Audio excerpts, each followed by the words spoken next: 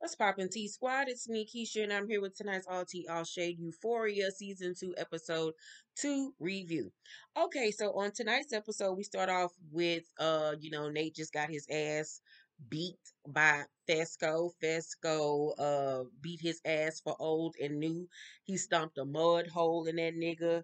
Um he fucked up Nate for all of Black America, whose Nate's ancestors probably enslaved.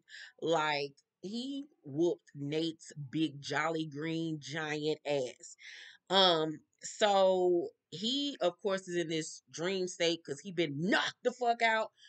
Cassie, Maddie, and the rest of the crew rush him to the hospital. And in this dream state, he dreams about how he has fallen in love with Cassie because she is just so vulnerable, and he could be himself with her. And uh, Maddie brings out the worst in him, and that he wishes he would have met Cassie before he met Maddie. And meanwhile, he also says that he wished he would have never overlooked Cassie, but in this dream sequence, flashes of Jules pops up in his head, and I think that the reason why he likes Cassie or thinks that he's fallen in love with Cassie is because she reminds him of Jules, who he really had a connection with before he found out that she was trans, and he could be himself with her, and he was being the real Nate with her. So I think that he's just transporting his emotions for Jules on to Cassie because he doesn't want to acknowledge the fact that he is like his father and that he is attracted to trans women. Um, so in this dream sequence, he can also see himself having a family with Cassie, and how he would, be a great father, and he would fuck his kids up like his daddy fucked him up, and how his father's father fucked him up. But at the end of the day, he knows that that is only a fantasy because Maddie will be the person that he ends up with because she has the disc. She's holding something over his head that basically requires him to be with her, and is tethering him to her. And we all know, and I think even they know deep down inside, that they don't have no business being with each other, because it is in fact true that they bring out the worst in each other and they don't need to be with each other. They both would be better off with other people. So Nate starts to go into cardiac arrest while his father Cal is by his bedside. um Jules sees Rue at school. This is the first day of school back after Christmas vacation. And Rue is at Bliss, honey, because she got everything that she wanted. She got Jules back in her life. They kiss in the hallway. And I'm like, what kind of school y'all go to that y'all can just be making out in the hallway? But okay, girl. So Jules says that she loves Rue, and Rue is so preoccupied by looking down the hallway, she spots Ellie, and she like, oh fuck, I forgot about this nigga here. Um, she doesn't want him to mistakenly bring up the fact that she's still using drugs in front of Jules, because she lied and told Jules that at the kickback, only thing that she had was weed, and Jules believed her. So Elliot walks up and introduces the both of them, and it's hella awkward. You can tell something is going on here between them two, and Rue is not saying what it is, so it really puts Jules in this awkward place because she's like, oh my god, does my girlfriend like this heterosexual boy? Like, what the fuck? Like, and she's a trans girl, so that probably stirs up emotions in her. Like, does she really love me? Does she really like me? Does she like men? Like, what's going on with this? um but Rue also doesn't want to acknowledge her feelings for Ellie. It's obvious that there's something there between them right now. I think that her character just thinks that they're just friends, and she doesn't want to admit that she's growing feelings for Elliot too. And she also, however, doesn't want to acknowledge the fact that she's been spending the last few days with Elliot, listening to him play his guitar, vibing out some music, and getting high with one another. Much like Nate and Maddie they are toxic and have no business being around each other because in they perpetuate each other's habits and bring the worst out of each other. So after this awkward encounter, Jewel walks off crying because she's upset because she knows it's something going on here and they just got back together and it's already another obstacle standing in their way. So Cassie is in the girls' bathroom. They show this bathroom sequence from all of the main characters' perspective and what's going on in their actual life. So we find out that ever since that New Year's Eve night, Cassie has been depressed. She battles with depression or whatever. She fucked Nate. And in Rue's voiceover, she says that Cassie would have never fucked Nate if him and Maddie were still together. Well, girl, it don't really matter if they was together or if they were not together. You didn't have no business fucking him in the first place. So, we see her returning home that night from the party, crying hysterically or whatever. Maddie wishes that when she returns home from the hospital that night, that she was still at the hospital with Nate, taking care of him. He texts her and thanks her for taking care of him, and she just thinks that it's so sweet, and it's really putting her back into that mode of wanting to try again with him after he put his hands on her. So the next morning, after New Year's Eve, Cassie ass walking around the house, and her sister Lexi like, "Why are you still walking around with Nate blood all over you? Like, take a bath, bitch. The fuck kind of vampire Buffy the Vampire Slayer shit is going on here?" So she goes into the bathroom and starts scrubbing her legs, but it's something about his blood being on her skin that I feel makes her character feel connected to him, like important to him, like she has a piece of him. Meanwhile, her phone rings and it's Maddie, and Maddie tells her about how Nate sent her this beautiful text message, and she's listening on the phone, like fantasizing, like wishing that it was her that he texted and said. It's really just so fucked up because Cassie character, even though she's beautiful, she has great boobs, great body. Even I think she knows that she's a pretty girl and she uses her body um as a way of validating herself, but she doesn't know her self worth.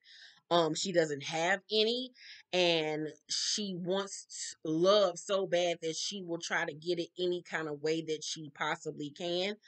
Um, so we then see that Maddie is at her babysitting job. She's babysitting for this rich ass family. And she likes the kid that she's babysitting. And most importantly, she loves the mom's clothing because the mama got a badass wardrobe. And when she's there alone with the little boy Theo, she likes to dress up in the mama's clothes. And I'll be honest with you, I would probably be in there sneaking and putting on shit too because the mama clothes was bad. But lo and behold, that night the parents end up returning home and she's still in the lady's clothes, so she rushing to get the shit off, and the mama running around house, Maddie, Maddie, Maddie, Maddie, Maddie. So finally, she gets everything off, put everything back in its place, puts her clothes back on. But lo and behold, she forgot to close one of the jewelry drawers. So the mama calls her, and she was like, "Maddie, can you come here for a second?" And so she thinks that she's been caught, and so she like, "Fuck!" But the mama actually wanted her to come in the back to help her unzip her dress. And in this moment, you can when they pan the camera on Maddie unzipping the mama's dress, you can tell from the camera perspective, like, I wish this was me. I wish I was in this dress. I wish I was her. And then the mama turns around and tells her thank you and touches her hand. So I feel like it's going to be something going on there with her and this mama. I don't know if the mama like is going to come on to her. I don't know if Maddie is bisexual. I don't know, but it's something up with this mama. Um, so then we go back to the girls' bathroom at present time on the first day back from Christmas break, and Maddie and this other girl congratulate Kat on her healthy relationship, and they were like, "Oh, it's just so sickening how much her and Ethan are in love with each other and how good of a relationship they have." But lo and behold, they don't even understand that she is miserable in this relationship and she is bored out of her mind. He's a great guy, but he just does not do it for her. There is just no action there between them at all. And I know I've been there in relationships where you just trying to make yourself like somebody because on paper they are good, they treat you good, but the spark and the flame is just not there, and you want something more, and you try to make yourself like a person, and it's just torturous. And I also feel like the reason why Kat is with Nate is because she's a plus size girl, and maybe she feels like, oh, if I let him leave him, I'm not gonna have nobody else, or it's gonna take forever for me to find somebody else, or who's gonna want me because I'm plus size. And remember last season when she went through her metamorphosis and dressing more sexy and risque, she got a lot of attention for it. But like she said, that wasn't even real. That wasn't even really me. It was me putting on a persona. And so she don't even really know who she is yet as a young woman coming up in this, society, in this world. And so she doesn't really have, once again, confidence or esteem in herself. And even at that age, none of us really have the confidence that we project to the world that we have. We all are really just putting on airs because we really honestly don't even know ourselves. So, while she's with Ethan at her crib, they kissing and he gets up and goes to the bathroom. And while he's in the bathroom, she's daydreaming about fucking a Dothraki from Game of Thrones and the man that killed Ethan and then come and take her on the bed and fuck the dog shit out of her. And I was like, girl, I feel you on that one shit. Because I fucked the shit out of one of them Dothraki too. Them motherfuckers was sexy. So in the girl's bathroom, we're back to present day and she lies and tells Maddie and the other girl that her daydream with the Dothraki is actually what happened between her and Ethan, that he fucked the dog shit out of her. They like, word, and she's like, girl, yeah, lying her ass off, trying to pretend once again that she's so happy, but she is fucking miserable. So Nate is released from the hospital, and his sickening ass daddy, his fine ass, fucking sick ass, disruptive ass, weird ass daddy Cal wants to know who beat him the fuck up. Cause I told y'all that his daddy ain't gonna let that shit slide. This shit between him and Fesco is far from over. So Nate don't want to tell him. He refuses to tell his father who did it or whatever, because he don't even feel like hearing this nigga mouth. So when he get home and get settled, he calls Cassie. Cassie on the phone, freaking the fuck out about this whole situation. The fucking bitch is fucking dramatic. So he tells her that Maddie will kill her if she finds out about what they did, and he'll see her next week. So she really scared now because she's seen what Maddie is capable of, and she does not want to be in Maddie's, bad side or whatever. So it's like she knows what she's doing is fucked up and wrong, but she wants to be validated and liked so bad that she's still fucking around with Nate. And I identify a lot with Cassie because I had Cassie tendencies when I was that age where I fucked around with my best friend's boyfriend, or not boyfriend, but this guy that she was talking to when we were teenagers, and it was a whole big old thing. But I was really trying to find validation in guys during that time because I didn't think I was pretty enough. And it was surprising when the quote unquote popular fine boy wanted me, and so I would do anything and risk anything to be with these people. And it took me a long time to finally get comfortable and happy with me. So I understand Cassie's character. I had big boobs, you know what I'm saying? I had a body, you know what I'm saying? I didn't ever think I was ugly, but I didn't ever think that I was the quote unquote prettiest, you know what I'm saying? But like I said, during time and growing up and becoming more confident about who I was as a woman and a person, I got over that stage. So, um, Rue is shocked because she never thought that Jules would be the jealous, clingy type, but she's seeing that is the Gagiana about this situation, and Rue is very much the nigga in this relationship. She was like, "Girl, like I'm too high for this shit. You are pretty nagging and shit. Like, fuck you blowing my high." So, Jules was like, I can tell you have a crush on him. And she like, no, I don't. Like, the fuck. And so Jules was like, look, I'll see you later. I gotta get home or whatever. And so she was like, I'll see you later, Rue. So when she walks off, Elliot had overheard their conversation and says to Rue, did I get you in trouble? He was like, I feel like we should do drugs. And of course, it's all you gotta say to Rue, old addict ass. She is down the fuck for it. I don't even understand how Root is still the fuck alive. This bitch do so much damn drugs. So Nate's father is at Cassie's crib when she comes home from school, and he want to know who the fuck beat his son up because ain't nobody telling him, and he knows that she knows something. So Fesco has allowed drug addict Faye and her fallopian tube lips to stay at his crib with him. Ashtray, his little brother, is pissed the fuck off that you got this base head in our motherfucking house, and she's there because she's wanted by the police for pushing a hotel manager off the fucking balcony. And I'm like, if you got this bitch up in your house, bitch, she gonna kill your motherfucking grandmama in her own life support, bitch. You can't trust no fucking crackhead to be in your shit. Bad idea, Fesco. Bad idea. And I feel like this is going to come back to bite him in the ass. So Cassie tells Mr. Jacobs that she didn't see anything. And Lexi was like, yeah, she didn't see anything. He was like, I'm not talking to you. I'm talking to her. And I'm like, Mama, you gonna sit here and let this man talk to your daughters like this? This why your daughter over here fucked up now, because you let men do whatever the fuck they want to do, and you don't stick up for your kids. And that's why your kids so fucking fucked up, especially that goddamn Cassie. So he continues to interrogate her and say that he'll get the police involved and shit, and he'll pull her cell records, and that really scares Cassie because she had just texted Nate the night before saying that she thought it was a mistake that they fucked, and he called her me. He was like, don't you ever put that in writing. And she was like, I'm sorry. And I'm like, oh my gosh, she's so fucking meek. Like, if she don't get some goddamn fucking balls about her. But I was really upset with that damn mama. I wanted to box her ass because I would have cussed Cal ass the fuck out and then fucked him later. He is fine as shit. So Lexi goes off on Cassie for snitching on Fesco. And she was like, what was I supposed to do? Like, he was gonna go to the police, and it ain't my fault that he did it in the first place. Like, fuck Fesco. But you know, Lexi has started to like him based off their conversation on New Year's Eve.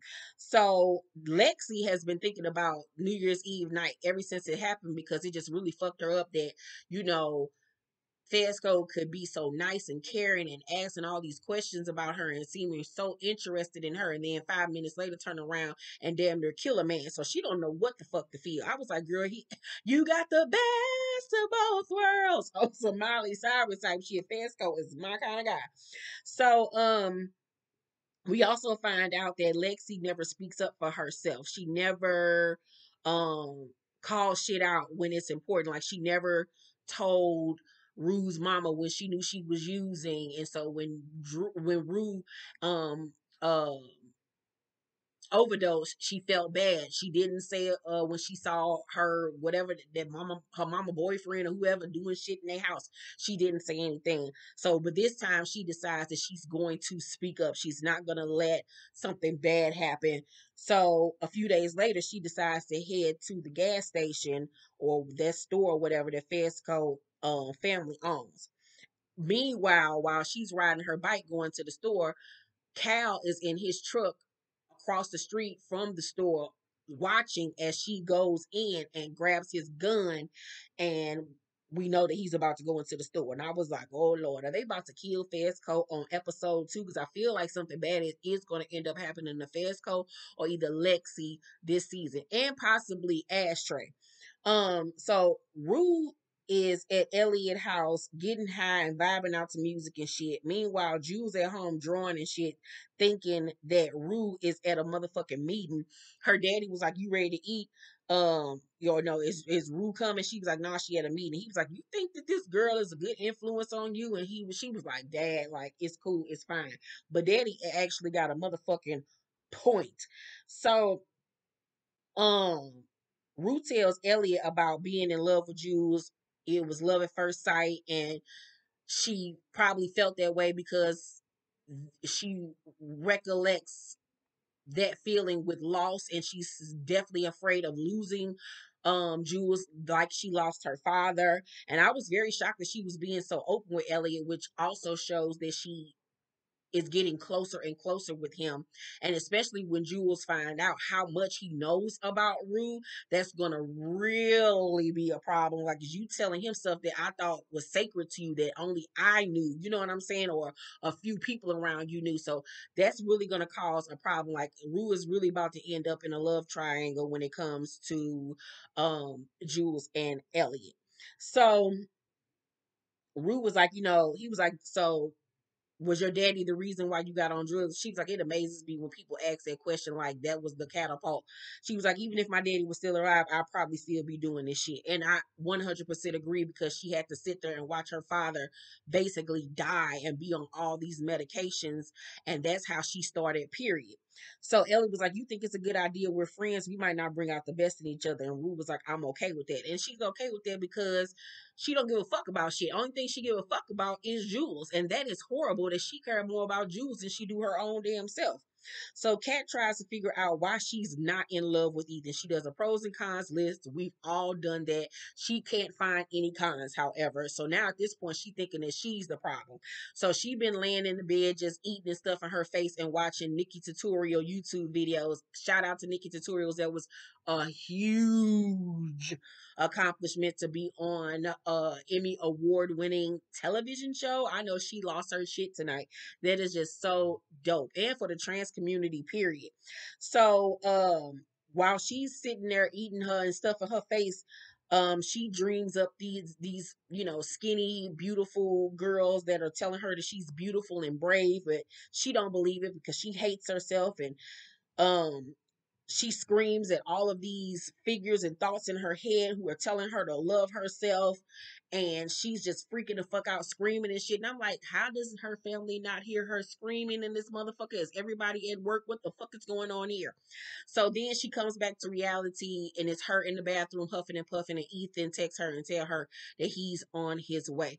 I hate that, that we're going through the storyline of a plus size girl not loving herself and not feeling like she's good enough. Like, oh, it's so aggravating because that's pretty much the only light that plus size girls on television are portrayed in. But it's believable though, because at that age, you really struggle with your weight, you really struggle with acceptance and wanting to look like other people and wanting to look like the standard beauty and wanting to look like your friends and this, that, and the third. So I get it. I'm so tired of that narrative. I want to see a plus size girl on television that's confident, don't give a fuck about her size, that's pulling niggas, a bad bitch, love every inch of her. Like, and the girl that plays Kat is such a beautiful girl. It's just like, ugh. So someone calls Jules and asks if she want to go bowling, and she was like, "Bet, cause I ain't doing shit but at home depressed." So Rue is on her bike and she's heading to a meeting, and she sees Cassie running down the street to a car. She like, the fuck? But little does she know that Cassie was running and getting in the car with Nate. So as soon as she gets in the car with Nate, she started kissing him and shit. And I was like, ooh, an angel in disguise. She was. Oh, baby, when Maddie found out, oh, y'all dying. So Maddie calls um Nate's phone, blowing his shit up. He don't answer. She FaceTime me. He don't answer. She called Cassie. She don't answer. And her ass ain't that smart. She ain't put two and two together, child. Cassie sitting in the car like, fuck, like, what we doing is so fucked up, but I can't stop myself. So Rue goes to a meeting, and Ali says that, I see you still on your suicide mission. And she was like, let go and let God. And he look at her like, you are a fucking lost cause. Like, he is so disgusted with her. So he just walks off. Meanwhile, when they get in the meeting, Rue ass falls asleep, and he just like, this girl here is the worst. So Nate won't tell Cassie where they're going, and her ass is nervous and shit. I'm like, she always nervous about what somebody taking her with her whole ass, but you just jumping in a car with random motherfuckers all the goddamn time. So Jules at the bowling alley with Maddie, Kat, and Ethan, and she ain't even paying his ass no motherfucking mind. She kicking it with the girls or whatever.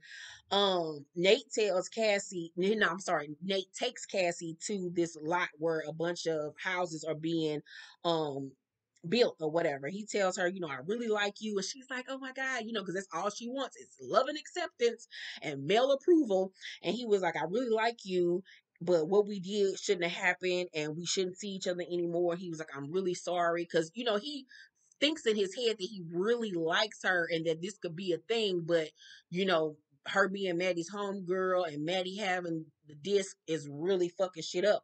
But really, like I said, he's not in love with Cassie. Cassie represents to him Jules, which he won't allow himself to actually go after. Um, So I'm wondering at the end of this series, is Jules and Nate gonna end up together when he fully comes into himself and accepts who he is? I'm wondering if that's gonna end up being the pairing, because I actually was living season one for Jules and Nate when, they were talking and he didn't know that she was who she was. I actually was here for it, and I think that they are a better match outside of him being crazy as shit. But I feel like with therapy we can get that under control. I feel like Jules and Nate is a better match than Jules and Rue. I don't see Jules and Rue ending up together in this series. So, Cassie gets out the car and starts running because she just wants somebody to chase after her and love her. Lexi goes into the gas station and is so excited to see Fesco. She done primped to her and everything, but as soon as she get in his face, she see over his shoulder Faye, and she was like, are y'all together? He was like, oh no, I'm just letting her stay at the crib for a minute. So she don't know that he's meaning like she just a homie, ain't shit happening, because Lexi is awkward and she never really had no nigga. So she automatically shrinks and thinks like, damn, like I'm playing myself, he got somebody else. I'm like, girl, Lexi, have you looked at this bitch? This bitch look like Skeletor. She look like she is dying. So she started playing it off and acting like she just came there for something to drink. Meanwhile, she looking in the freezer with her malt liquor and shit and trying to play the shit off. So, meanwhile, Cal is walking towards the store and she spots Cal, and so does Faye. So then we see Nate chasing Cassie all around this fucking lot, and she run up into one of the houses being built.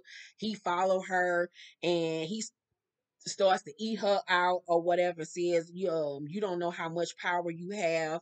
How are you ever going to look Maddie in the eye again? I'm like, you keep on putting this shit off on her like she's the only one fucking Maddie over. Bitch, you're fucking her over too, you fucking psycho. So Cal comes into the store and everybody got their eye on him. Everybody looking like, what the fuck is this nigga gonna do? So he get to asking Fesco questions like, is this your store? Is this your parents' store? This, that, and the third. Ashtray, I fucks with Ashtray. Ashtray is like one of my favorite characters on this show. Ashtray don't ask no questions. He is TTG trained to motherfucking go. He went in there back and opened up a box of cereals and pulled out the motherfucking strap like, bitch, you got us fucked to the up. So Cal was like, did she tell you who I was?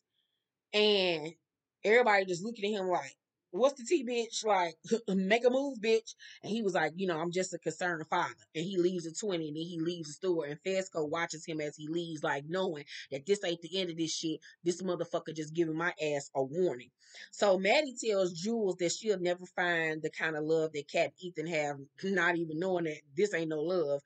Um, the meeting ends and Ali offers Rue a ride home because she is, of course, too high to be riding around on a motherfucking bike, fuck around and get her ass ran over. When they get to her crib, he was like, I'm gonna go in and introduce myself to your mama. And she was like, why? He was like, because I'm a 50-year-old crackhead is dropping her daughter off in the middle of the fucking night. I'm gonna go introduce myself. That shit was hilarious. So Rue is scared, however, that he's gonna tell her mama that she's still using drugs. So Fesco at the crib strapped. He is on high alert, baby. He is like Malcolm X in that famous picture of him at the window with his rifle, baby. He is ready for war because he know that Cal ass is coming for him. So Rue texts Jules that she wants to sneak out and come to her crib, but she don't even respond to her. Her and Maddie sitting there talking, and Maddie tells Jules that she thinks she gonna go back to Nate.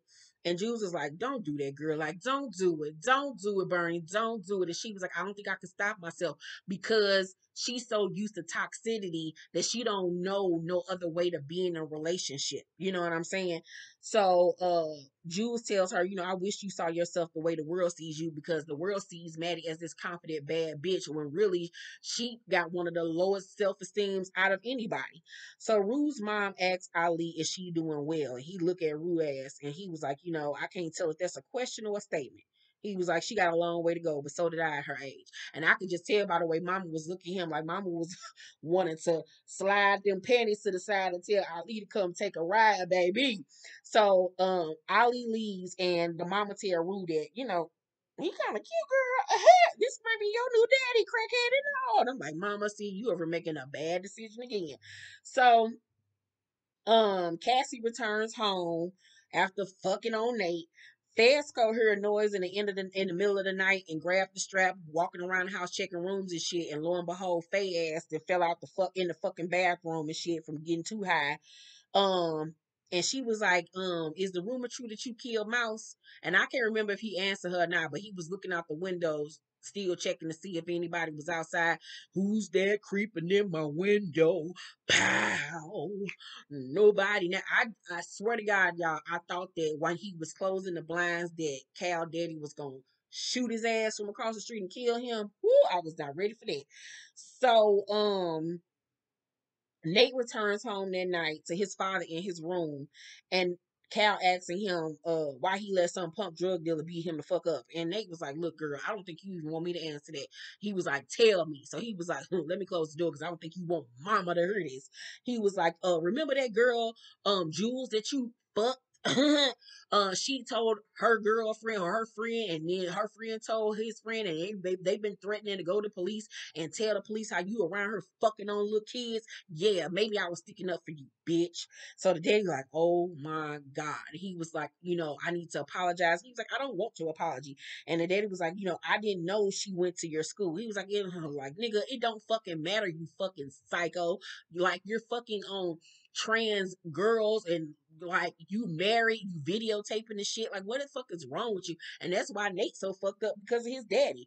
So, Nate was like, she didn't know you were filming her. And the daddy was like, Nate, do you have it? Like, do you have the fucking disc? And it leaves off on that with us wondering, is he going to tell his daddy that he had the tape and now Maddie got it?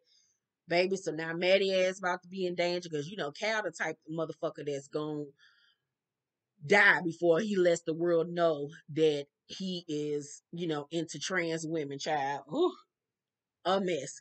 Overall, I give tonight's episode of Euphoria, I give it a B minus. It was good, but it didn't give what episode one gave. I felt like this was just more of us seeing Cassie's boobs. I'm like, that girl ain't got no problem going topless on this motherfucker. More sexual stuff, more so than um actual like emotional drama. You know what I'm saying? It was just like a little more of a build up of what we saw on episode one, but it was still good overall. I can't wait to see next week's episode. Let me know what you guys thought about tonight's episode down below in the comment section. Make sure to thumbs up this video, like and subscribe, and hit that notification bell button. If you have not seen my movie Paper Heart, it is available right now on Tubi. And if you want to purchase one of my new book boxes that will be coming out, my Dream 3 book box, the link is down below in the description box. I love you guys. See you on the next one. Bye.